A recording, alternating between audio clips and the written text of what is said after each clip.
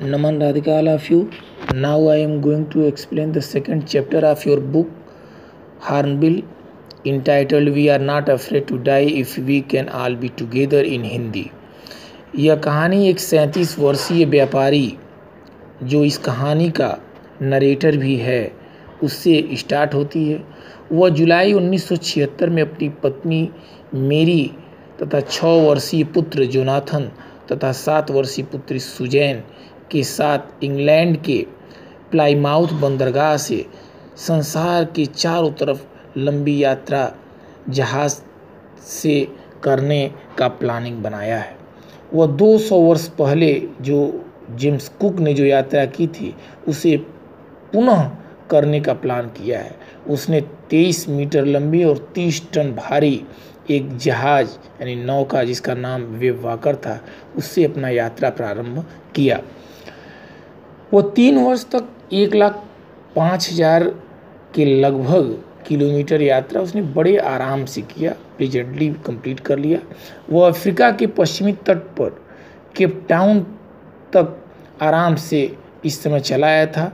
वह वहाँ से 2 कर्मचारी अमेरिकी लैरी विजिल और स्विट्जरलैंड का एक नागरिक जो हर्ब सिगलर था उसको आगे मौसम ख़राब होने के नाते हायर कर लिया अपने जहाज़ में और आगे वो दक्षिणी भारतीय समुद्र को पार करने में उसकी सहायता कर सकें, इसके लिए उसने रखा था।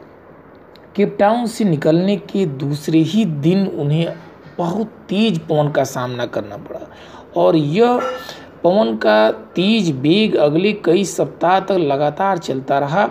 लहरें करीब 15 मीटर ऊपर उठ जाती थी। 25 दिसंबर को वे केप टाउन से करीब 35 किलोमीटर पूर्व हो गए थे। यद्यपि मौसम बहुत ही खराब था फिर भी उन्होंने क्रिसमस और नववर्ष का त्यौहार बड़ा ही प्रसन्नचित्त मुद्रा में मनाया। मौसम आगे भी खराब होता गया। 2 जनवरी को अत्यंत शक्तिशाली लहरें उठने लगी। वे 8 नॉट की गति से नौका चला रहे थे, यानी नॉटिकल होता है समुद्री दूरी मापने का पैमाना, तो 8 नॉटिकल की स्पीड से नौका चला रहे थे। उन्होंने एक छोटी सी पाल गिराकर निर्धारित स्थान पर पोत रखने के लिए बांधने वाली रस्सियों के छल्ले के पीछे बांध दिया, यानी पाल गिरा लिया था जिससे जलरोधी वस्त्र लगा करके धीरे धीरे वो यात्रा कर सकें। और अपने जीवन रक्षक जैकेट भी उन्होंने तूफान को देखते हुए पहन लिया था जितने उसमें लोग थे। भावी अमंगल का सूचना मिलने के नाते पवन एक बैग थम गया, पूरा रुक गया। तत्काल अंधेरा हो जाता है और एक बढ़ती हुई दहाड़ की आवाज़, विशाल लहरें उठने लगी। एक बहुत बड़ा डेक पर विस्फोट होता है, तेज से लहर लगती है और जो नरेटर होता है वह एक बैग पानी में गिर जाता है, समुद्र में गिर जाता है और फिर वह डूबने लगता है। लेकिन लहरों के उछाल से फिर उसका मुख पानी से बाहर निकलता है और अचानक उसका सिर जैसे ही पानी से बाहर निकलता है वैसे ही लहरें उसे गुड़ियों की भांति उठा करके डेक पर फेंक देती हैं। फिर वह किसी तरह से अपनी जहाज़ को सीधा करता है। आगामी लहरों यानी इसके बाद आने वाली लहरों को वर्णनकर्ता किस तरह से अब सह पाएगा, इसके लिए यद्यपि वर्णनकर्ता की पसलियाँ जैसी डेक पर लहरों के माध्यम से फेंका जाता है उसकी पसलियाँ टूट जाती हैं, मुंह से रक्त बहने लगता है, दांत तमाम टूट जाते हैं, लेकिन वह किसी तरह से जहाज़ को ऐसी स्थिति में भी कंट्रोल करने का प्रयास करने लगा। अचानक डेक खोल के मेरी डेक पर आती है और उसने चिल्लाया कि अरे ये डूब रहे हैं। वर्णनकर्ता ने उसे पहिया संभालने के लिए कहा। फिर वह शीघ्रता से द्वार की ओर गया। लेरी और हर्ब जहाज़ में से पंपों द्वारा पानी, चूँकि जहाज़ के अंदर अब पानी भर रहे थे और जो 2 कर्मचारी इसने हायर किया था लेरी और हर्ब को, वे पंप के माध्यम से उस पानी को निकाल रहे थे। दाहिनी ओर का पूरा भाग पीछे भीतर की ओर धंस रहा था। वस्त्र उनके खराब हो गए थे। चीनी मिट्टी के बर्तन, जो चाट थे, टीन, खिलौना, सब इधर उधर पानी में तितर बितर रेंग रहे थे। इधर सुजैन के सिर पर एक बड़ा सा उभार आ गया था, यानी उसे कहीं से चोट लग गया था, उसका सिर फूल गया था। जो उसकी लड़की थी सुजैन, उसने एक हथौड़ा, पेंच और कैनवस का कपड़ा जो होता है को लेकर के मरम्मत करना शुरू कर दिया जहाज़ का। वह किसी तरह छिद्र को बंद करने में सफल हो सका। अब अधिकतर पानी पहलू से दिशा बदल कर जा रहा था। फिर कूड़े करकट के कारण हाथ से जो चलने वाले पंप थे वो भी बंद हो गए, यानी जो पानी निकाल लेते पंप वो भी बंद हो गए। बिजली वाले पंप की तारों में खराबी आ गई थी। जल स्तर बड़े खतरनाक ढंग से ऊपर उठने लगे। उसने देखा कि उनके दोनों अतिरिक्त हाथ से चलाने वाले पंप, आगे लगने वाली पाल, तिकोनी पाल जो थी छोटी नौका में के लिए लगी हुई थी, उसे भी लहरें बहाए ले जा रही थी। उसने एक अन्य बिजली वाला पंप ढूंढा, इसे बाहरी पाइप से जोड़ा और सारी रात पानी बाहर निकालता रहा। शिव का जो सुजैन थी उसका सिर भयानक ढंग से सूज गया था, उसकी आंखें भी सूज गई थी, उसके बाजू पर भी घाव लग गया था, लेकिन वो शोर नहीं कर रही थी। अपने आप को छिपाए रखी, अपने घाव को छिपाए रखी, अपने पिता को, माता को डिस्टर्ब नहीं किया। 3 जनवरी को प्रातः तक पंपों ने जहाज के ऊपर बहुत सारे जलराशि को कम कर दिया था। उनमें से प्रत्येक ने बारी बारी 2 घंटे तक विश्राम किया।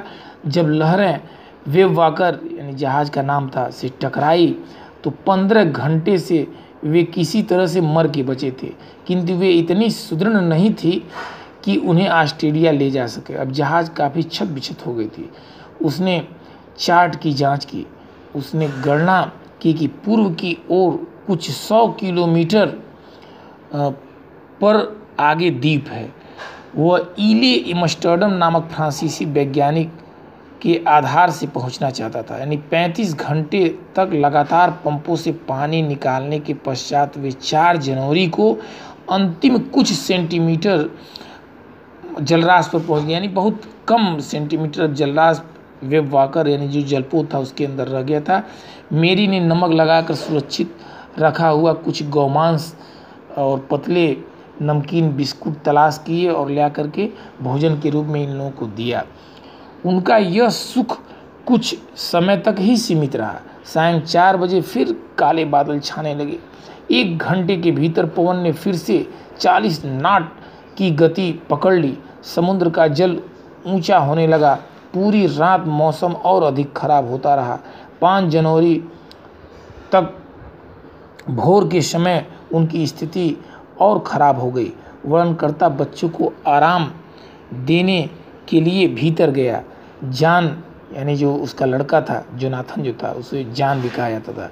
जॉन ने पूछा कि क्या वे मरने वाले हैं।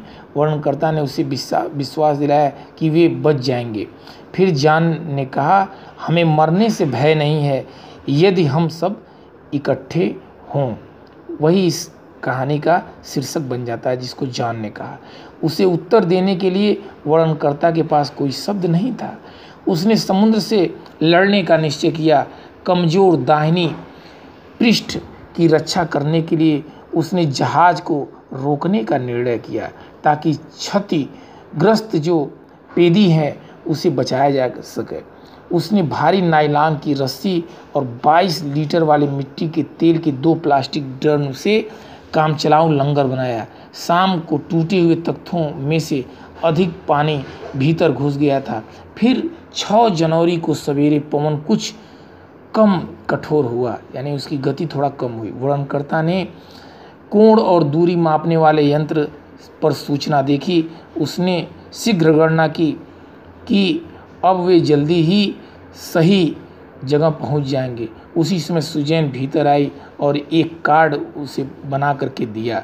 उसने मेरी और वर्णनकर्ता के हास्यजनक चित्र बनाए हुए थे। इसमें प्रेम और धन्यवाद व्यक्त करता हुआ एक संदेश भी था।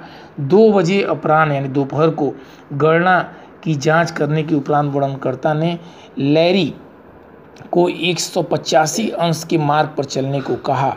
तब वह 5 बजे शाम तक एक द्वीप देखने की आशा कर सकता है।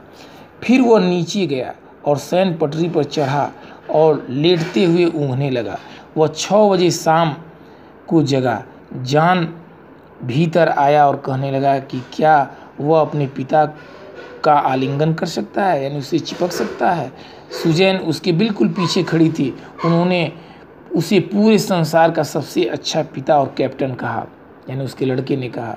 उन्होंने उसे सूचना दी कि वो अब द्वीप पर पहुंच चुके हैं। वर्णनकर्ता जो नरेटर था तेजी से दौड़कर डेक पर गया। उसने इले एम्स्टर्डम द्वीप के बाहरी फैलाव की आकृति देखी। उस रात उन्होंने वहीं पर लंगर डाल दिया और प्रातः द्वीप के सभी जो 28 निवासी उस द्वीप पर थे प्रसन्नता से उनका जोश बढ़ाया, हौसला बढ़ाया और तट पर जाने में सहायता की। भूमि पर पहुंचने के पश्चात लेखक लैरी तथा हार्वी के विषय में सोचता रहा कि वे तनाव भयंकर के समय भी प्रसन्नचित रहे। मैरी उन महत्वपूर्ण क्षणों में संचालन के पहिए में डटी रही। फिर उसने अपने 7 वर्ष की बेटी के बारे में सोचा कि उसने अपने दर्द को समेटे रखा, हम लोगों तक नहीं पहुंचने दिया। और फिर अपने 6 वर्षीय पुत्र के बारे में सोचा कि उसे भी मरने का भय नहीं था। यानी यह सब लोग एक साथ मिलकर के प्रयास किए जिससे हम लोग सफल हो सके। Thank you all of you.